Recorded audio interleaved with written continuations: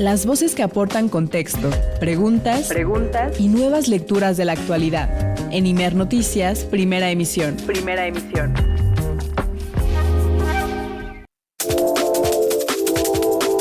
Se cumplen este 13 de agosto 505 años de que terminó el cerco criminal en contra del pueblo azteca que se refugió en Tenochtitlan, la ciudad construida sobre un lago. A partir de ese momento inició otra etapa de la historia de México.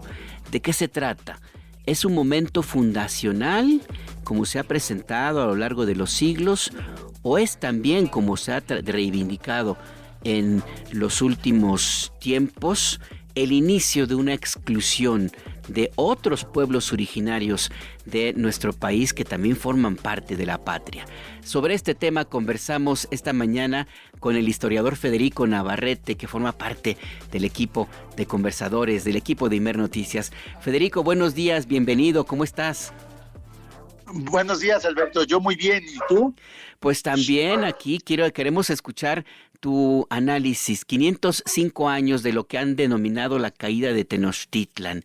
¿Cómo lo definimos? Yo hablo de que ahí lo que se ha planteado históricamente es que es el momento de fundación de lo que ahora es México, pero también, y es un añadido, quisiera conocer tu opinión, un momento en el cual a partir de la historia que hicieron los ganadores se hizo a un lado a todos los demás pueblos originarios de nuestro país. Federico, ¿qué decir? Bueno, creo que obviamente el 13 de agosto cada año se conmemora lo que tú señalaste muy bien, el fin de una guerra atroz, de una guerra que duró más de un año, que provocó la muerte de probablemente más de 100,000 personas, tanto de manera directa en combates terribles. El sitio de México Tenochtitlan y de México Tlatelolco fue una batalla gigantesca en la que participó la población civil tenochca y tlatelolca, los llamados mexicas, y en la que fueron masacradas y masacrados niños, adultos, ancianos, mujeres y muchas personas que, pues, de una manera brutal. Y esa guerra, pues, terminó justamente con la rendición de los mexicas el 13 de agosto de 1521, marcada por el intento de Cuauhtémoc de escapar de la ciudad sitiada y de probablemente pues probablemente Cuauhtémoc buscaba pues continuar la resistencia en otro lugar, pero fue capturado por los españoles y eso marcó la rendición final de los mexicas. Entonces creo que pues es una fecha aciaga en el sentido que nos recuerda una guerra que provocó la muerte, como digo, de más de 100,000 personas directa o indirectamente, porque por culpa de la guerra que se realizó en 1521 hubo una terrible hambruna también en toda la cuenca de México y eso provocó la muerte de decenas de miles de personas más, aun cuando la guerra ya había terminado.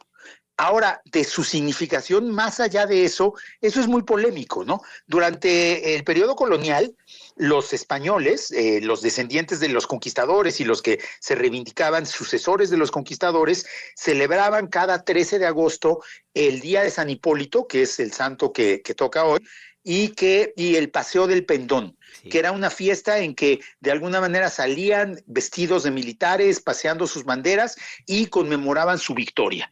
Para ellos el 13 de agosto era en efecto, la fecha fundadora de la Nueva España y del dominio español sobre la Nueva España. Sin embargo, en realidad, pues las cosas son más complicadas porque el 13 de agosto de 1521 fueron derrotados los mexicas, que eran uno de cientos de pueblos que vivían en nuestro territorio, y nunca hay que olvidar que el ejército que venció a los mexicas no era solo de españoles, sino que estaba integrado en un 99% por mesoamericanos, por los tlaxcaltecas, por los otros pueblos que se habían aliado a los españoles, los tlaxcaltecas, los texcocanos, los los Chalcas y muchísimos más.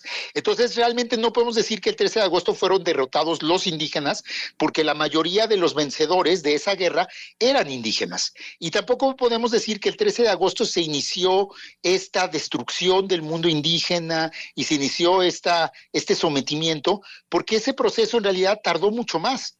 Y durante mucho tiempo los aliados de los españoles se defendieron y ganaron poder y crecieron y no fueron para nada derrotados. Entonces, lo que hay que evitar es un poco la visión maniquea que plantea que el 13 de agosto fueron vencidos todos los indígenas y los únicos ganadores fueron los españoles, sino más bien hay que ver que la cosa fue más compleja y que por otro lado, la caída de México Tenochtitlan no fue la conquista de México, porque el país México, que se llama con el nombre de esa ciudad, en realidad no existía entonces. O sea, ni tampoco fue la fundación de México, como dicen algunas personas, que básicamente dicen que México en realidad es un invento de los españoles, cosa en la que estoy completamente en desacuerdo, sino, pues más bien, la fundación de México vino con la independencia, 300 años después, y no tiene mucho que ver con esta guerra en realidad.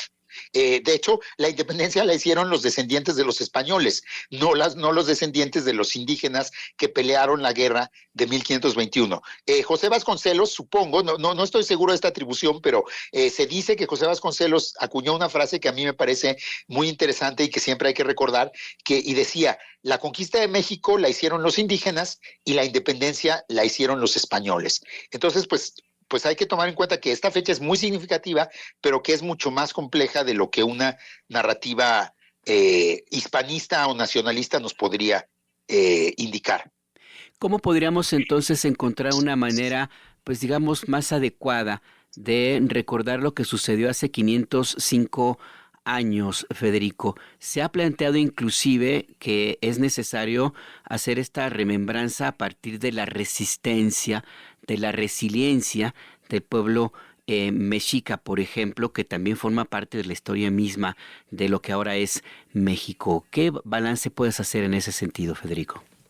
Bueno, como ya dije, y creo que es algo fundamental, esta es una fecha triste, esta es una fecha aciaga porque conmemora la muerte de cientos de miles de personas y la destrucción de una ciudad que, por otro lado, los propios españoles habían definido como una ciudad espléndida, como una ciudad maravillosa, como una ciudad riquísima. Entonces, toda esa muerte y toda esa destrucción, pues deben ser causa de tristeza siempre. Es una conmemoración fúnebre la que tenemos, ¿no? De una atrocidad, de una guerra terrible, de una mortandad pues que ojalá no se vuelva a repetir jamás en nuestro territorio, ¿no?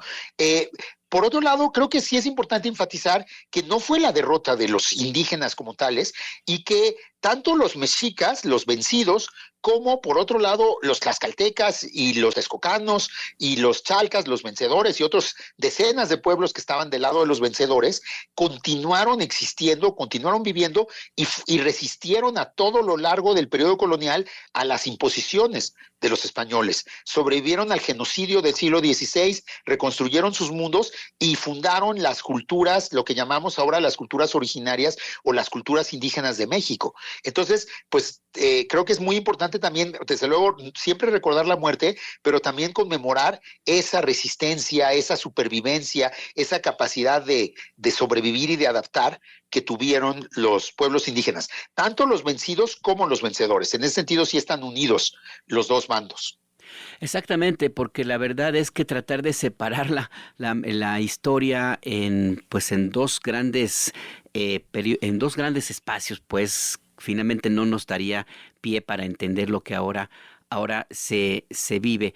Finalmente, Federico Navarrete, historiador, ¿por qué es importante, tú crees que es necesario más bien seguir planteando este tipo de efemérides como se ha planteado hasta ahora? Porque inclusive se ha llegado a tener hasta una discusión política o politiquera de la manera en la cual, por ejemplo, ahora el gobierno de la presidenta Claudia Sheinbaum y antes el gobierno del presidente López Obrador han puesto sobre la mesa una mirada distinta a aquella que se vivió desde mucho tiempo y de la cual muchos fuimos educados, una mirada muy españolista, si tú me permites, que hablaba, por ejemplo, de la palabra conquista cuando en realidad se trató o se trataría de otro tema, Federico. ¿Qué decir de esto? Bueno, creo que es importante seguir reflexionando sobre esto porque sigue siendo un tema actual. O sea, no hace mucho vino una persona de España, la presidenta de la Comunidad de Madrid, vino a México con el propósito lo que ella llamaba la conquista y el mestizaje y por tratar de revivir en México un movimiento hispanista de celebración de la conquista misma. Y eso es un proyecto político contemporáneo que, por cierto, comparte y es uno de los elementos centrales de la política de Raúl Salinas, de la ultraderecha mexicana, que está buscando restaurar una visión racista de la historia de México para, pues, fundamentar una política y unas posiciones políticas que son igualmente racistas e intolerantes, ¿no? Entonces, digamos que en ese sentido también el gobierno de López Obrador y el gobierno de Sheinbaum han respondido de acuerdo a su posición ideológica y de acuerdo a cuáles son sus bases, ¿no? Finalmente, si algo fue la Cuarta Transformación, fue una victoria de muchos sectores de la población que no se habían sentido representados políticamente anteriormente y que apoyaron a la Cuarta Transformación con buscas de que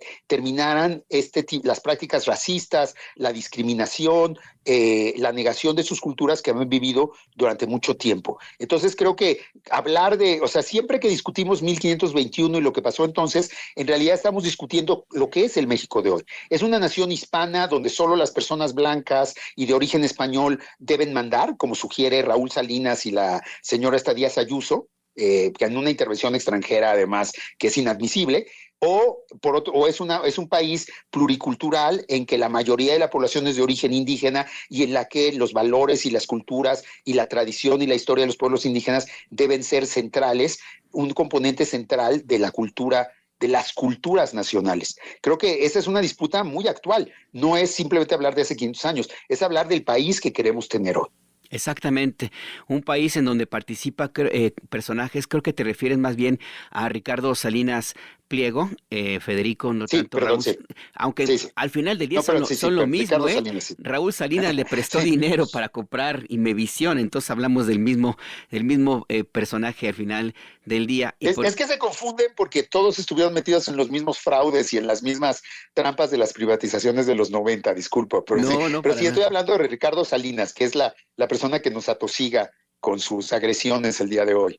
Exactamente, que fue quien trajo a este personaje, a Isabel Díaz Ayuso, y que trajo también esta obra que ha sido cuestionadérrima, si me permites el superlativo, que se llama Malinche, que en España ha sido muy, muy señalada por presentar una visión muy monárquica, racista, de lo que fue esto que se vivió hace más de 500 años, y por eso es necesario esta reflexión que nos haces, Federico Navarrete. Sí, es una efeméride de hace 505 años, pero que nos remite a este momento a las 9 de la mañana con 15 minutos de este día 13 de agosto de 2026, Federico. Exactamente, es una reflexión de hoy porque hoy sigue en disputa, como hace 500 años, quién tiene derecho de mandar en nuestro país y quién se cree superior y mejor que los demás y quiere imponer sus visiones racistas y elitistas y excluyentes. Y hoy, como hace 500 años, pues la mayoría de la sociedad mexicana se resiste y defiende sus derechos y busca pues seguir viviendo de la manera en que quiere vivir. Entonces creo que esa disputa cultural que se inició en 1521 no se resolvió entonces, no ganaron los españoles en 1521 y siguen sin ganar ahora en México, siguen habiendo un México plural en que existen diversas tradiciones. Y por eso es importante escuchar esta mañana tu reflexión. Muchas gracias, Federico Navarrete. Es un gusto, como siempre. Que sigamos en contacto es lo que yo deseo. Que tengas buen día. Claro que sí, hasta luego. Saludos a los radioescuchas. Saludos también para ti, Federico Navarrete, historiador, colaborador también de este mismo espacio.